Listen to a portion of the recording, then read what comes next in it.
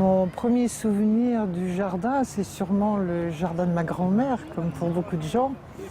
Et j'ai souvenir des cosmos qu'elle y cultivait, et moi-même j'en cultive à cause d'elle, je pense. Je suis historienne, moi, de formation. J'ai fait donc de l'histoire de l'art aussi. Et ensuite,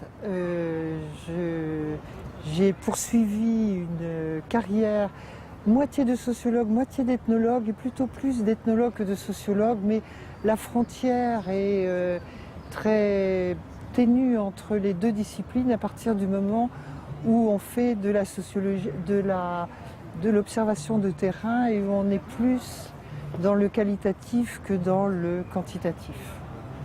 Donc j'ai été longtemps au centre de sociologie des arts. Les deux centres étaient rattachés à l'école des hautes études en sciences sociales où j'ai fait toute ma carrière. Je pense que ces critères ont changé à travers le temps.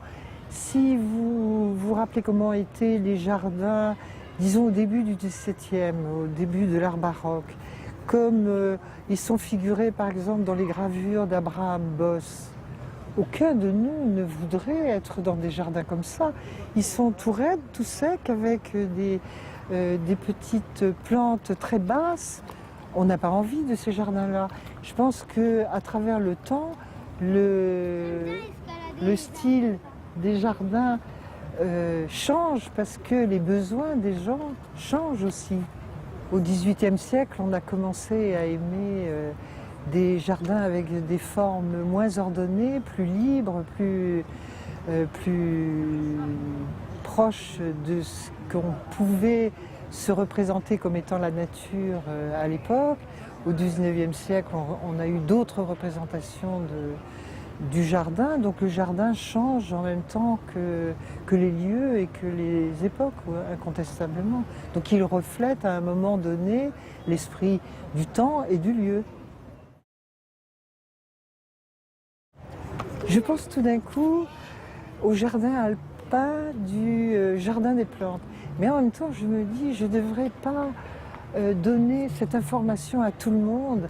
Elle devrait rester secrète pour que ce jardin-là reste un petit peu secret et qu'il ne soit pas envahi par la foule.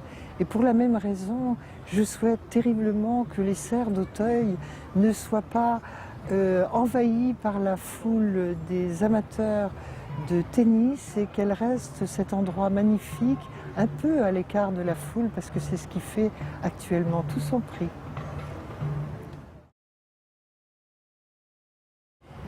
C'est subi, mais en même temps, c'est une renaissance. Parce que ce goût des jardins, il était très fort au XIXe siècle. Il y a eu beaucoup de sociétés d'horticulture qui se sont créées à ce moment-là, qui prouvaient qu'on aimait les plantes, on aimait la botanique, on aimait les jardins. Et puis, il y a eu une sorte, en France, pas en Angleterre par exemple, où le goût des jardins est resté intact tout du long, mais il y a eu en France une éclipse des jardins qui a duré 50 ans.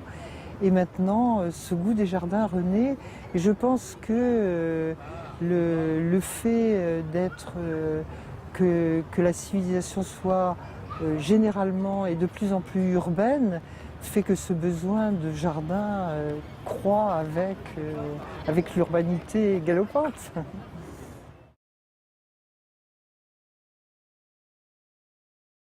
Oui, c'est une bonne idée pour moi qui ai beaucoup travaillé sur l'habitat pavillonnaire.